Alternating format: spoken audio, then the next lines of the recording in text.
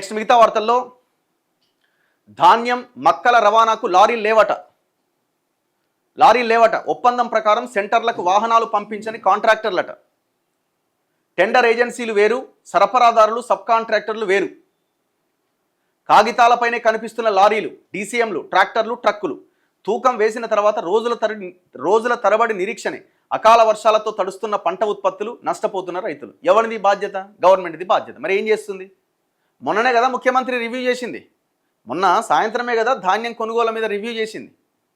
అంటే మీ మాట వింటలేరు అని అంటే మీరు సరిగ్గా పనిచేస్తలేరు అన్నట్టు లెక్క, మీరంటే భయం లేనట్టు లెక్క. ఎంత దారుణం ఇది! అసలు మీరు రివ్యూ చేయాల్సిందే కొనుగోలు స్టార్ట్ అవుతాయన్న 10-20 రోజుల ముందు చేయాలా ఏం జరుగుతున్నది అని.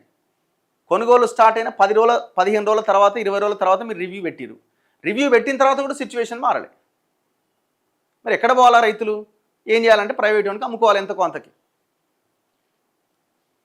రాష్ట్ర ప్రభుత్వం పెద్ద ఎత్తున ధాన్యం మక్కల కొనుగోలు లక్ష్యంగా పెట్టుకుంటే వాటిని మిల్లులు, గోదాములకు తరలించడానికి వాహనాలు అందుబాటులో ఉండట్లే. లారీలు, డీసీఎంలు, ట్రాక్టర్లు, ట్రక్కులు కలిపి ధాన్యం తరలించడానికి రాష్ట్రంలో 11,500 వాహనాలు అందుబాటులో ఉన్నట్లు రాష్ట్ర పౌర సరఫరాల శాఖ లెక్కలు చూపిస్తున్నా క్షేత్రస్థాయిలో మాత్రం కనిపించట్లే.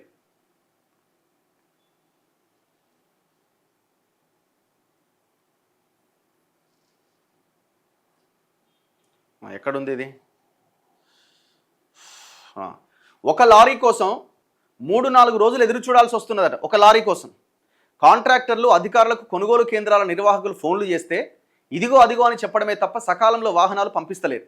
దీంతో కొనుగోలు కేంద్రాల్లో ధాన్యం బస్తాలు గుట్టలుగా పడి ఉంటున్నాయి. స్థలం కూడా తక్కువగా ఉండడంతో రైతులు తీసుకొచ్చే ధాన్యాన్ని వెంటనే తూకం వేయలేని పరిస్థితి.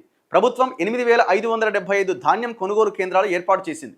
ఈ యాసంగిలో 90 లక్షల మెట్రిక్ టన్నుల ధాన్యం సేకరణ లక్ష్యం పెట్టుకోగా ఇప్పటి వరకు కేవలం 30 లక్షల టన్నులు మాత్రమే కొనుగోలు చేసింది. ఇంకా 200 ధాన్యం సేకరించాల్సి ఉండగా వాహనాల కొరత ప్రధాన అడ్డంకిగా మారింది. మక్కల రవాణాకు మార్క్ఫెడ్ జిల్లాల వారీగా రవాణా టెండర్లు పిలిచింది. టెండర్లు దక్కించుకున్న కాంట్రాక్టర్లు సబ్ కాంట్రాక్టర్లకు అప్పచెప్పి పత్తా లేకుండా పోయిరట. నేను టెండర్ తీసుకున్నాను, నేను కాంట్రాక్టర్ని, నేనేం చేసిన నా కింద ఇంకోని పెట్టి ఆ సబ్ కాంట్రాక్టర్కి అప్పచెప్పిన పని. ఇప్పుడు చాలా వరకు ప్రాజెక్టులు అట్లా అవుతుంటేగా. మెగా కృష్ణారెడ్డి ప్రాజెక్ట్ ఇచ్చిరనుకో, ఆయన ఏం చేస్తాడు? వర్క్ని అంతా డివైడ్ చేసి సబ్ కాంట్రాక్టర్లకు అప్పగిస్తాడు. ఇది కూడా అట్లే అనమాట. పేరు ఒకంది ఉంటుంది, కింద గ్రౌండ్లో చూస్తే ఇంకొకరు ఉంటారు.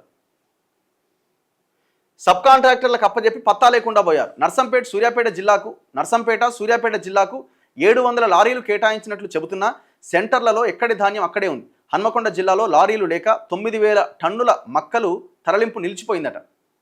కరీంనగర్, ములుగు, జోగులాంబ గద్వాల, జనగామ, నిజామాబాద్, నాగర్ కర్నూల్, వనపర్తి, జయశంకర్ భూపాలపల్లి, ఖమ్మం, పెద్దపల్లి, భద్రాద్రి కొత్తగూడెం, సంగారెడ్డి, వరంగల్, మెదక్, సిద్దిపేట జిల్లాలో ఇదే పరిస్థితి.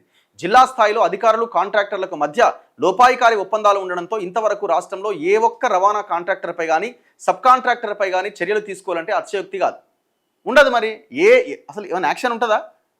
తెలంగాణలో ఈ సిఎంఆర్ రైసు చాలా పెద్ద ఎత్తున దోపిడీకి గురైంది. అంటే దాన్ని ఇవ్వలేదు మిల్లర్లు. ఒక్క మిల్లర్ మీద యాక్షన్ తీసుకున్నారా?